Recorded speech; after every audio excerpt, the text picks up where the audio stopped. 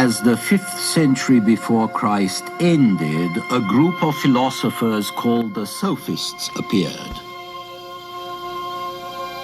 The word sophiste means either one who makes wise or possibly one who deals in wisdom. And so these itinerant teachers and lecturers crisscrossed the country, making their living by trading in Sophia.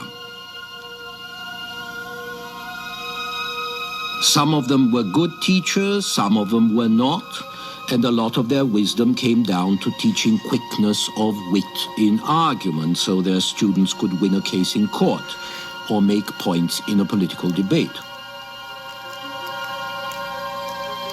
Many sophists were regarded as too clever by half, and critical and subversive, because they were prepared to follow an argument wherever it might lead them.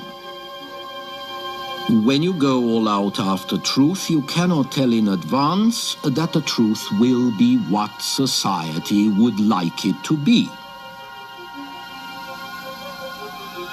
The sophist Thrasymachus, for instance, argued that rulers and governments make laws to their own advantage and that there's no justice except in the interests of the stronger. Another sophist, Callicles, argued that institutions and moral precepts were established not by gods, but by men like these as a matter of convenience. At least this is what Plato says Callicles and other sophists taught. Plato was an Athenian born around 427 BC. Among other things, he founded a school of philosophy called the Academy, which evolved into the first real university. This is a Roman mosaic of one of his classes. But Plato is best known for writing a number of dialogues in which philosophical questions were discussed. Because he was a conservative spirit, Plato sometimes made the sophists out to be more subversive than they were. Was particularly disturbed by their argument that man is the measure of all things and that man has no way of knowing whether the gods really exist. But conservative as Plato was, he too was going to subvert old ideas simply by teaching that men had to use their own brains and come to conclusions based on observation and reasoning. This, after all, was what his teacher Socrates had taught him. Socrates, whom Plato loved, was probably the most notorious of the sophists, even though he himself didn't want to be considered one and never accepted pay for his teaching, as the sophists did. Socrates' favorite pastime was to argue with fellow Athenians and sting them out of their conventions and accepted ideas. Socrates questioned everything ordinary people took for granted or preferred to leave unquestioned. Above all, he questioned some of the gods that his countrymen believed in. Greek art is filled with images of gods who kidnap and lie and steal and cheat and murder unjustly and who commit adultery. If these things were bad in a man, how could they be good in a god? And so Socrates said, better listen to your conscience. Listen to the inner voice that tells you what is truly right. And if you don't know, keep asking questions of yourself and others until you find out. Now, this kind of free-thinking approach was particularly disturbing to Athenians at the time because of what was happening to their city. Athens was at war, and the war was going badly. By the middle of the 5th century BC, Athens had become an empire with its member states circling the Aegean Sea, and this expansion led her into a series of wars, culminating in the Great Peloponnesian War, the war between Athens and the states of the Peloponnesus to the south of it. In 431 BC, Athens was attacked by Sparta, her neighbor, and achieved a standoff. But instead of stopping there, she pursued an aggressive war of expansion in Sicily that led to a catastrophic defeat in 413 BC, in which she lost some 200 ships, 4,500 of her own men, and 10 times as many of her subjects and allies. And yet the fighting continued for another decade. Here's how the historian Thucydides, who actually fought in the war, described it. The Peloponnesian War was a protracted struggle and attended by calamities such as Hellas had never known within a like period of time.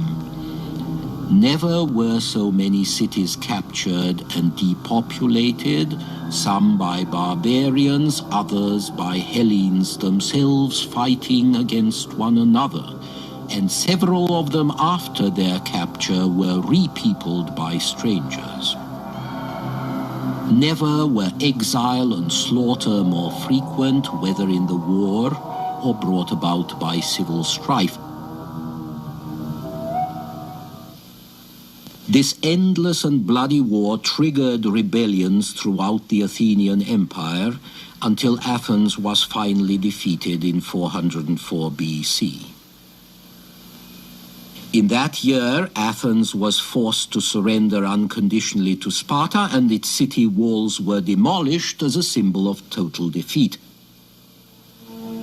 Yet here, in the midst of utter disaster, the Athenians were being told by this poisonous old man Socrates to question everything at a time when most people wanted only to lick their wounds, not pour salt in them.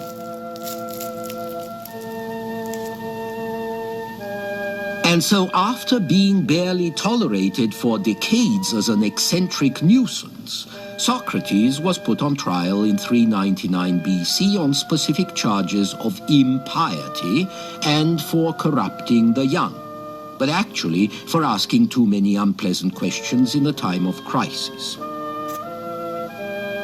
This is an 18th century version of how it all ended.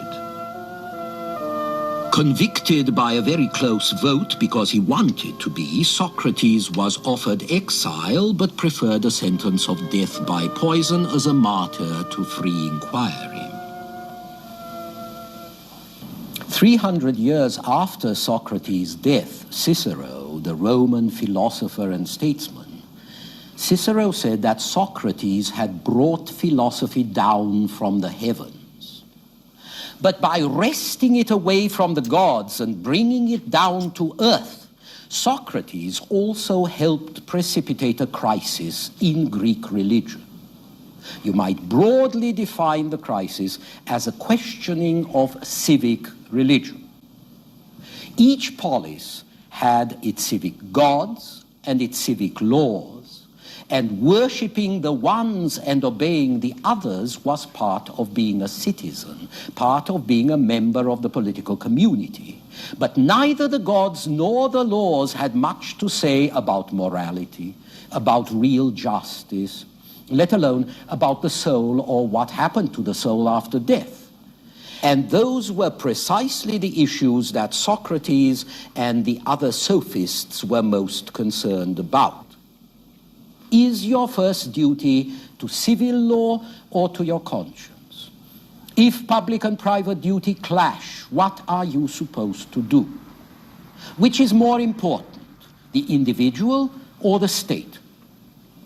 None of these questions has an obvious answer. The novelty was that they were being asked at all. And once you start asking questions, it's very hard to stop. You might even end by questioning the gods themselves. For instance, the sophists argue that if these traditional gods, like Athena, are inextricably linked to the city and their worship is linked to the laws of the city, then the gods must vary from city to city because different cities have different laws.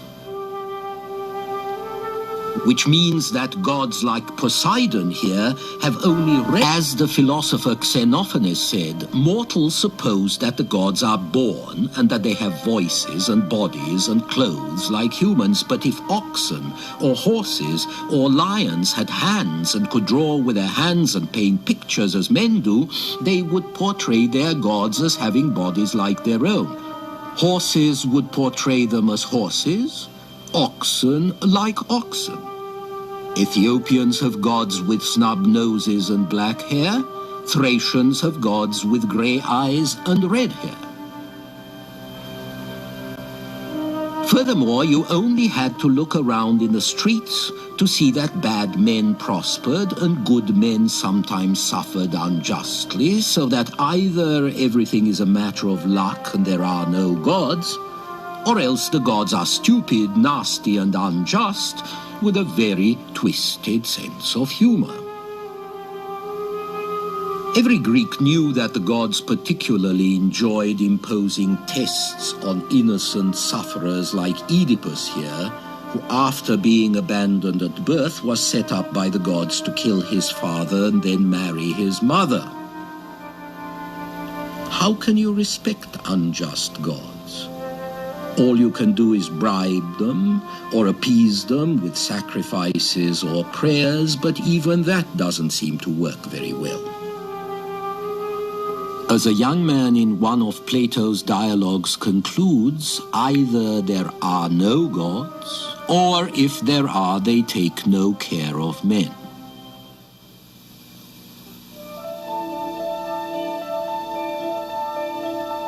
Another set of difficult questions had to do with the order of the world. Greek philosophers of nature, called physicists, had been trying to answer the riddle of creation since the 6th century BC.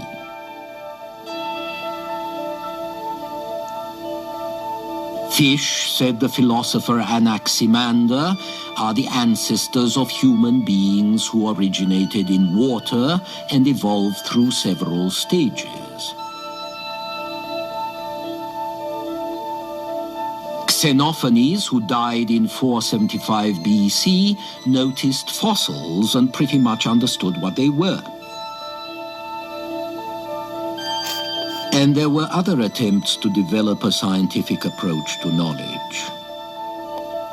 Hippocrates, who founded a medical school, applied the new approach to what was called then the sacred disease, the common term for epilepsy. I do not believe that the sacred disease is any more divine or sacred than any other disease, but on the contrary, has specific characteristics and a definite cause. It's my opinion that those who first called this disease sacred were the sort of people we call witch doctors, faith healers, quacks, or charlatans. If the patient be cured, their reputation for cleverness is enhanced. If he dies, they can excuse themselves by explaining that the gods are to blame. At the same time, mathematicians like Thales borrowed geometry, arithmetic, and astronomy from the Babylonians and Egyptians and improved on them. They found that the application of geometrical rules could help to locate ships at sea and stars in the heavens, and help to divide sundials more accurately. Thales himself predicted the eclipse of 585 BC. He accompanied King Croesus of Lydia as his military engineer and advisor, and he diverted a river. Other 6th century engineers at Samos used geometry to plan a tunnel 1/3 of a mile long, which conveyed water through a mountain. But even if the applications of the new sciences could be very practical, the discoveries had been made in pursuit of higher ends. The Greek philosophers thought that the universal truths of mathematics could reveal an immutable, eternal reality behind the passing drama of everyday life. They believed that geometry could provide a model of timeless nature, just as a pyramid was supposed to do. Plato suggested that the truths of geometry were not reasoned deductions from experiment, from figures that people drew or constructed, but that they were ideal memories, memories of the properties of ideal geometrical shapes that existed in some timeless realm which reason could barely apprehend. And Plato argued further that there was an eternal world of ideas, prototypes of the debased reflections of things that we glimpse here on earth. This theory, that we do not experience reality in the so-called real world, but only its dim shadow, this theory has haunted philosophy ever since.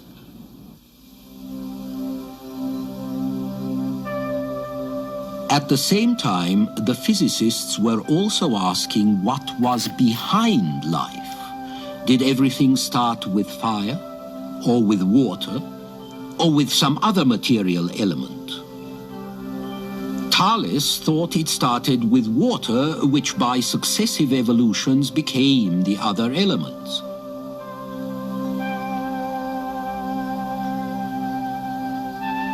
Anaximander, on the other hand, thought it started with a spiritual force, nous, or the mind, whose action on matter produced both movement and order.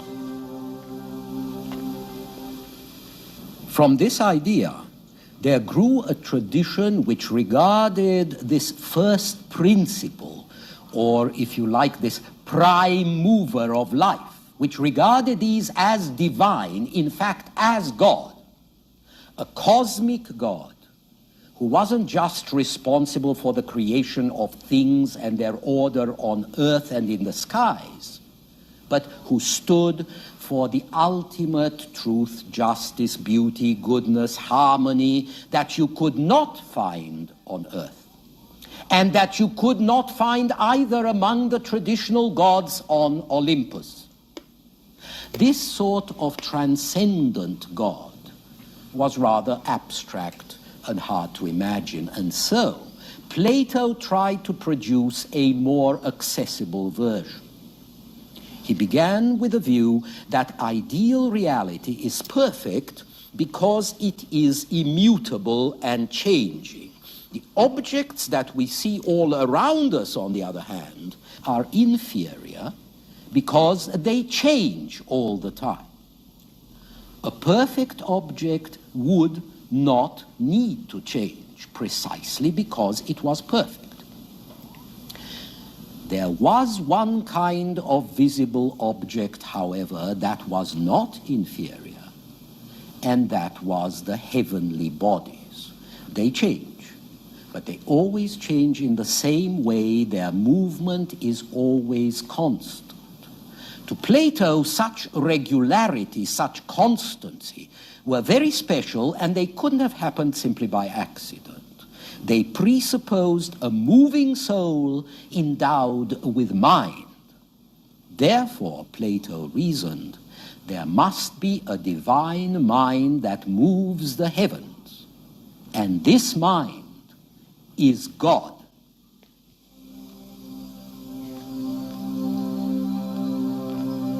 At the same time, the traditional city gods like Athena and the civic religion were declining. That's because as the poleis themselves were declining during and after the Peloponnesian War, they were losing their autonomy, becoming part of bigger states which told them what to do.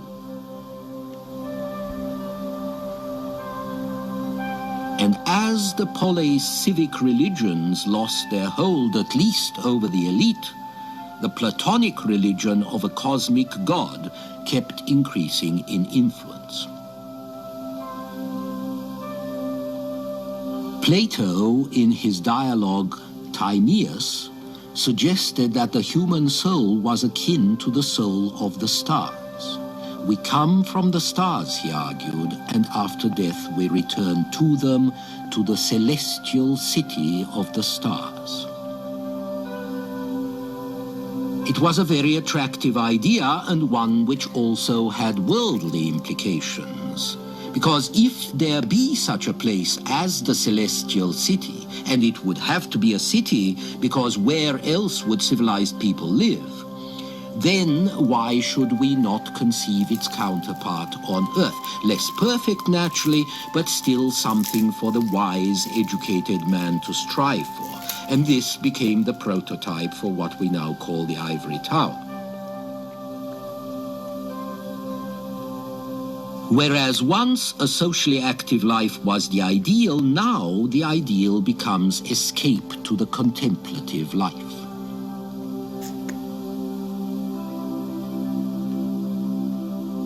As the 4th century BC ends, Aristotle, as depicted in this Roman fresco, follows Plato in pointing to the value of the theoretical and celebrating the life of study that the philosopher and the scholar enjoy, the meditation on eternal things. By the time of Aristotle, who died in 322 BC, Philip of Macedon and his son Alexander had totally ended the autonomy of the Greek polis. The earthly city no longer offered the kind of noble aim which a wise man might live for. And so the sage took refuge in the heavenly city. This is where he would find consolation and strength to bring the movements of the soul into harmony with the movements of the heavens. And so the disillusioned citizens of Athens tried to make their escape towards the city of the sky. This religion of cosmic forces and the cosmic God was going to become part of the Greek paideia, the intellectual equipment that everyone who aspired to be educated had to have in the Hellenistic world of the 3rd century BC and after. So long after the 3rd century BC, in effect, that it is still with us today.